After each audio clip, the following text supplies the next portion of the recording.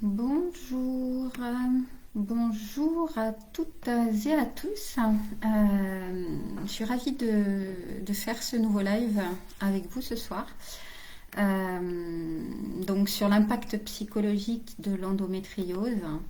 Voilà, c'est un sujet en fait. Alors, avant toute chose, je me représente rapidement pour ceux et celles qui ne me connaîtraient pas. Donc, je suis Véronique Rigoro, je suis donc hypnothérapeute et naturopathe. J'exerce sur Nice, mais j'exerce aussi en visio à distance, donc pour des personnes sur toute la France. Aujourd'hui, comme je vous disais, j'ai mis en place donc un accompagnement assez complet pour les femmes qui souffrent d'endométriose, entre autres, et également un accompagnement spécifique pour la gestion de la douleur.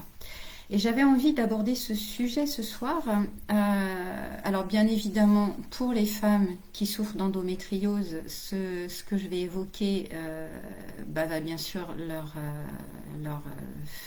montrer que effectivement l'endométriose, elles ont raison quand elles se disent qu'elles sont dans une souffrance et que voilà, c'est pas dans la tête, comme souvent elles entendent.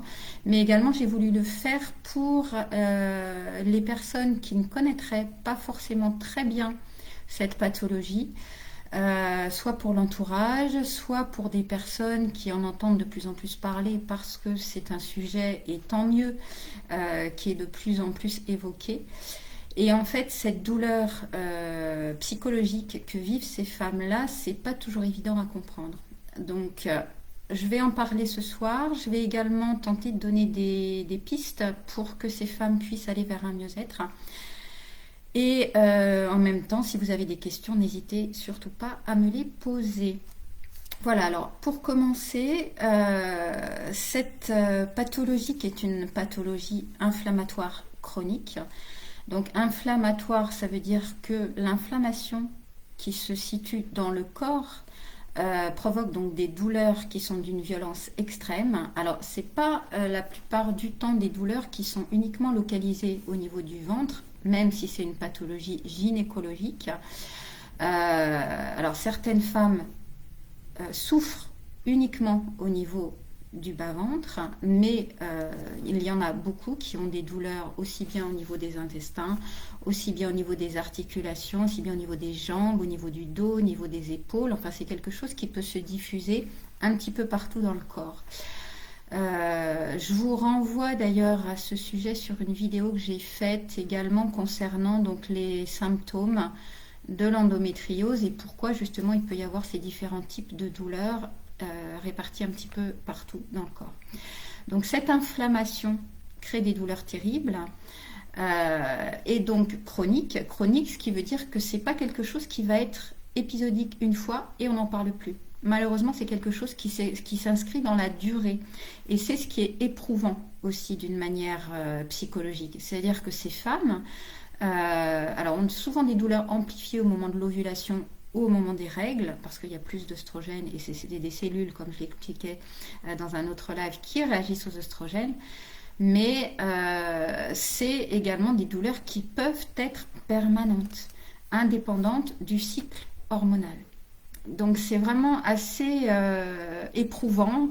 Et ces femmes qui souffrent presque d'une manière permanente sont en lutte permanente, ce qui provoque une fatigue et donc une fragilité pratiquement permanente.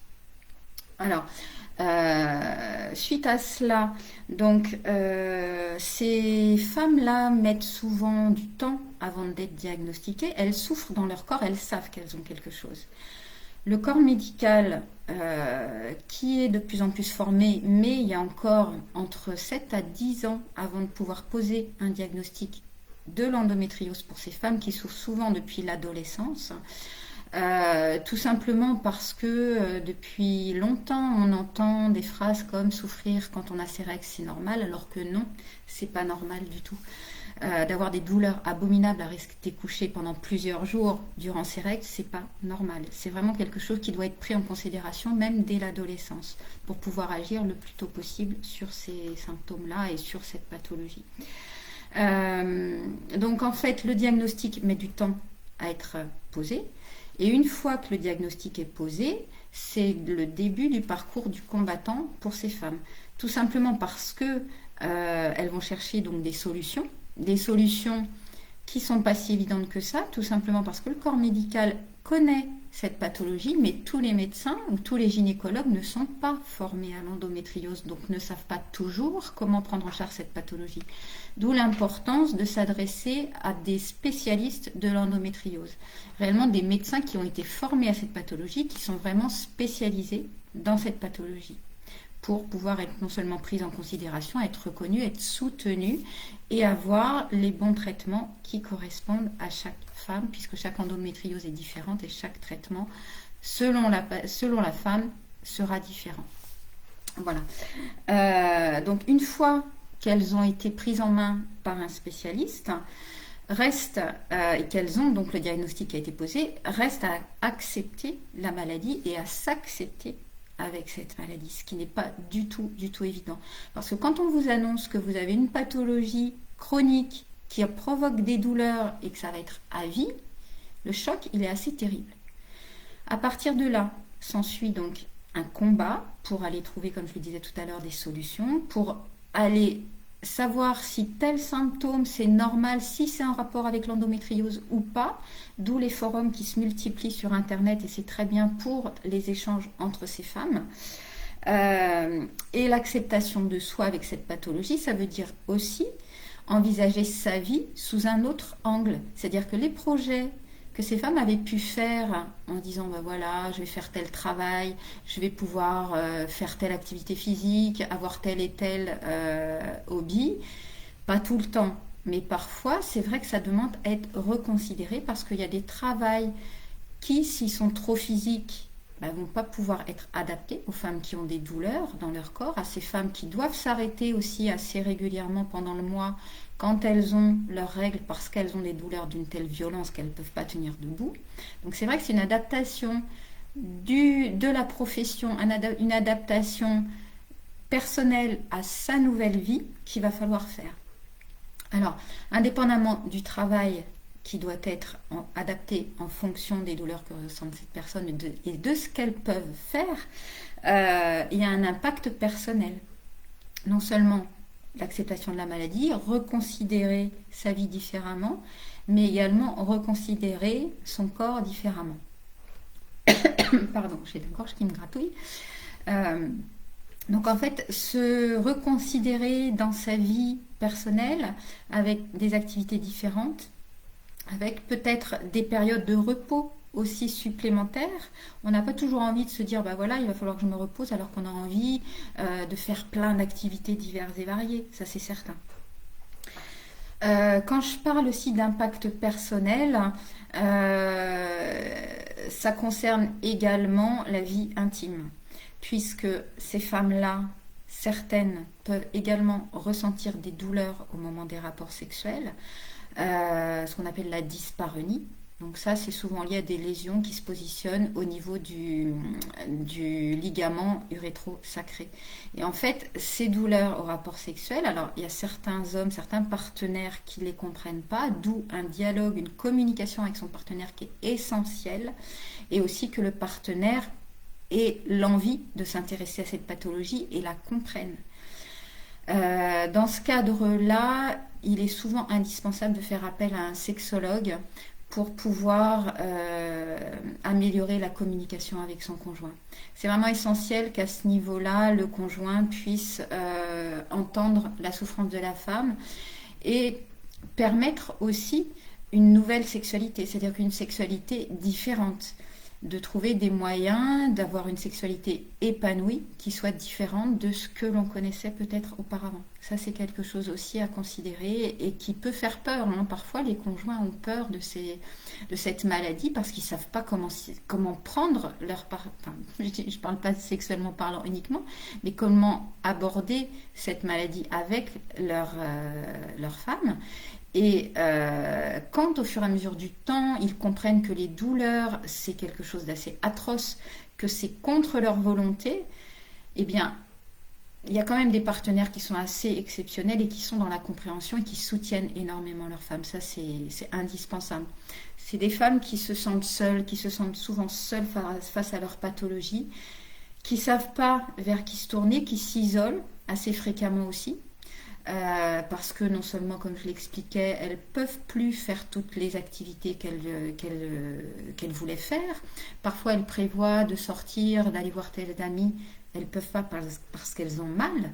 Donc, elles sont obligées de décommander ces sorties-là, de ne pas les faire. Donc, elles s'isolent au fur et à mesure du temps, ce qui est assez compliqué à vivre pour elles et pour l'entourage. L'entourage, parfois, sature un petit peu de ces douleurs-là et se lassent. Donc, alors qu'elles ont besoin d'un soutien énorme, elles se sentent isolées et parfois l'entourage ne les comprenne plus ou n'ont plus forcément envie de faire l'effort pour être présents, alors qu'elles en ont un besoin absolument indispensable et énorme. Donc ces raisons-là, oui, vous comprenez très bien pourquoi c'est une douleur psychologique, en plus de la douleur physique. Il y a une douleur psychologique assez importante. Alors, je vérifie si j'ai rien oublié. Alors oui, il y a aussi, donc quand je parlais de l'acceptation de soi tout à l'heure, ces femmes-là qui vont avoir des traitements hormonaux à la fois pour les soulager dans leur douleur, essayer de ralentir la pathologie et essayer de ralentir les saignements parce qu'il y a souvent des hémorragies, beaucoup de saignements qui fatiguent. Ces traitements hormonaux vont faire que ces femmes-là vont voir leur corps qui va changer. Elles vont prendre du poids, des fois c'est 10, 20, j'ai même entendu 30 kilos. Elles vont avoir le système hormonal qui va être complètement déréglé. Et il y en a beaucoup qui, très jeunes, sont mises sous ménopause artificielle avec tout le lot de symptômes que peuvent faire la ménopause, les bouffées de chaleur, les problèmes de circulation, le dérèglement de beaucoup de choses dans le corps. Donc fait qu'elles voient leur corps changer et il faut accepter d'avoir une nouvelle image de soi.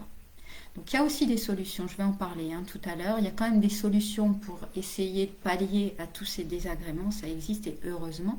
Mais c'est vrai que dans un premier temps, quand elles subissent ces traitements, quand elles ont la modification de leur corps, c'est quelque chose qui est... elles n'arrivent plus à se regarder dans le miroir sans avoir envie de pleurer. Beaucoup disent aussi qu'elles sont plus dans une vie normale, qu'elles perdent le contrôle de leur corps, qu'elles perdent le contrôle de leur vie et que c'est l'endométriose qui contrôle leur vie. C'est plus elles qui la contrôlent. Il y en a beaucoup qui parlent de survie et non plus de vie. Donc c'est quand même quelque chose de terrible. Il y a un taux de dépression qui est multiplié par 2 pour les femmes qui souffrent d'endométriose. D'où l'importance d'une prise en charge psychologique en parallèle des soins médicaux, c'est absolument indispensable. Pour continuer, donc oui, il y a un facteur dont je parle souvent, c'est le stress, parce que bien évidemment, entre les traitements médicaux, l'estime de soi, l'entourage, la lutte permanente avec cette maladie, c'est vrai qu'elles sont assez fréquemment en stress énorme. Et en fait, ce stress, comme vous le savez, c'est aussi quelque chose qui favorise la douleur. D'où l'importance, encore une fois, de gérer ce stress. Ça, c'est quelque chose d'indispensable aussi pour ces femmes-là, puisque plus elles vont être stressées, plus elles vont souffrir, plus elles vont souffrir, plus elles vont être stressées, c'est le cercle vicieux. Donc c'est vraiment quelque chose de global à prendre en considération également. Alors certes, le pronostic vital n'est pas engagé pour ces femmes-là, mais on se demande comment faire pour avoir une vie convenable quand on est dans des douleurs permanentes, aussi bien physiques que psychologiques. C'est vraiment assez terrible quand même pour toutes ces femmes. Je vais continuer, je regarde si j'ai rien oublié. Donc, oui, il y a un point aussi qui est assez lourd, c'est la fertilité. On sait que 40% d'infertilité sont dues à l'endométriose.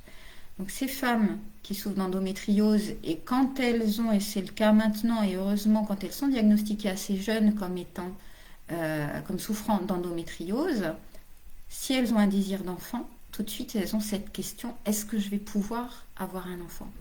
Et là, c'est encore un nouveau combat par rapport à ce désir de maternité. Quand je dis un combat, parce que, bien évidemment, ce qui concerne la zone gynécologique, ça concerne la féminité, donc elles sont touchées déjà par la maladie dans leur féminité. Elles sont à nouveau touchées dans leur féminité, dans leur rôle de femme par rapport à ce désir d'enfant et à la problématique de la fertilité, de la maternité. Donc souvent, c'est des parcours de PMA, c'est des parcours de don-d'ovocytes, c'est des parcours qui sont assez lourds, à nouveau hormonalement parlant, puisqu'elles subissent des traitements hormonaux pour pouvoir tomber enceinte. Et c'est quelque chose qui est lourd, non seulement pour elles, mais aussi pour l'entourage, parce que ça fatigue beaucoup, parce que c'est des traitements qui sont longs, et avec un pourcentage de chance de pouvoir tomber enceinte qui n'est pas forcément à 100%. Donc là, encore une fois, question de la féminité, question de la fertilité, question est-ce que je vais pouvoir avoir un bébé. C'est quand même assez terrible. Maintenant que je vous ai dressé un tableau qui est assez noir par rapport à cette pathologie, je voudrais quand même avancer sur les solutions et sur l'accompagnement possible pour ces femmes-là, pour qu'elles soient dans un mieux-être et qu'elles soient quand même soutenues à la fois psychologiquement et physiquement. C'est des femmes qui, de par cette pathologie, ont développé une force mentale assez importante. La plupart du temps, moi je vois ces femmes-là qui souffrent de cette maladie, elles sont avec une force, on les appelle des warriors. Et c'est vrai, elles ont développé cette force que beaucoup n'ont pas. En fait, je pense que beaucoup de pathologies lourdes comme ça font qu'on est obligé. Ça, c'est l'instinct de survie. On est obligé de développer une force mentale pour pouvoir aller mieux. Et ces femmes-là font vraiment partie de cette catégorie. Donc cette force mentale, c'est également des femmes qui apprennent à mieux connaître leur corps, du coup, qui apprennent aussi à être beaucoup plus sensibles envers les autres, avoir une empathie qui est plus développée par rapport aux autres. C'est quelque chose qu'on retrouve vraiment chez toutes ces femmes-là. Donc c'est, je dirais, peut-être quelque chose qu'il faut prendre en considération et à mettre en avant.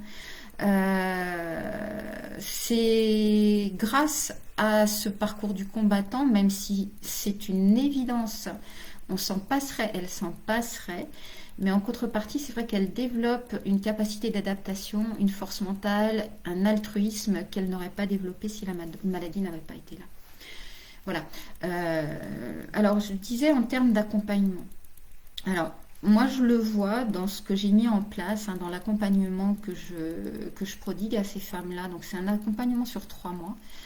Et en fait, qui à la fois se veut un accompagnement où je prodigue des soins, c'est-à-dire qu'elles vont recevoir des soins qui vont les soulager assez rapidement au niveau des douleurs.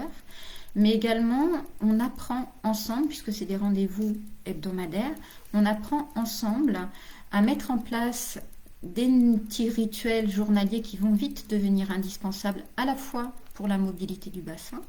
C'est à la fois faire des petits exercices doux en fonction de ce qu'elles peuvent faire pour retrouver une énergie, lutter contre la fatigue. C'est à la fois des soins de naturopathie, donc d'hygiène de vie, d'alimentation anti-inflammatoire qui vont leur permettre de voir baisser l'inflammation. Également des compléments alimentaires qui vont cibler ces inflammations, qui vont cibler la congestion utérine, qui vont cibler les hémorragies. C'est vraiment adapté à chaque personne. Je ne vais pas vous donner des plantes miracles ici parce que là, c'est indispensable de se faire conseiller en fonction des traitements médicaux que ces femmes prennent. On ne fait pas les mêmes traitements pour chacune.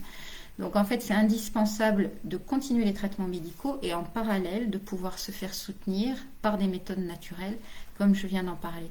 Donc ces compléments alimentaires vont les aider énormément dans tous les symptômes de leur pathologie, dans leur énergie, dans leur fatigue, même par rapport à ces symptômes dépressifs ou de dépression. Non seulement les exercices physiques, les compléments alimentaires, les soins, mais elles vont réussir à être moins dans la crainte des crises. Déjà, elles en auront moins, mais elles sauront comment les appréhender et ne plus les craindre si jamais elles se présentent, parce qu'elles sauront comment agir dessus. Donc en fait, ce programme que je propose est vraiment quelque chose de exceptionnel, je dirais, par rapport à l'évolution que je vois de ces femmes-là. C'est un vrai bonheur de pouvoir les accompagner vers un mieux-être. Et au fur et à mesure des semaines, on voit vraiment qu'elles reprennent goût à la vie, qu'elles reprennent de l'optimisme, qu'elles reprennent des envies, des projets qu'elles avaient peut-être laissés de côté, parce qu'elles se disent, ben oui, effectivement, je peux arriver non seulement à gérer ma maladie, mais à faire qu'elle se mette en sommeil, cette maladie, que ce soit moi qui reprenne le contrôle de ma vie. C'est quand même quelque chose d'important. Voilà, donc je voulais terminer sur cette note d'optimisme quand même suite au tableau que j'ai pu faire auparavant, mais c'est vrai que j'ai voulu, comme j'expliquais au départ, décrire quand même le mieux possible aux personnes qui ne connaîtraient pas cette pathologie, ce que vivent ces femmes au quotidien, et terminer donc par cette note d'optimisme. Voilà, donc je ne vois pas de questions. Bien évidemment, si vous souhaitez que l'on s'entretienne, s'il y a des femmes qui souffrent d'endométriose, qui souhaitent en savoir un petit peu plus, si elles souhaitent qu'on fasse un bilan ensemble gratuitement, je le précise, n'hésitez pas à prendre rendez-vous, à me contacter. J'ai mis le lien là pour mon calendrier, ou à m'envoyer un petit message. Je me ferai un plaisir de pouvoir échanger avec vous. Sur ce, je vous souhaite une très belle soirée et je vous dis à très bientôt pour un nouveau live. À bientôt.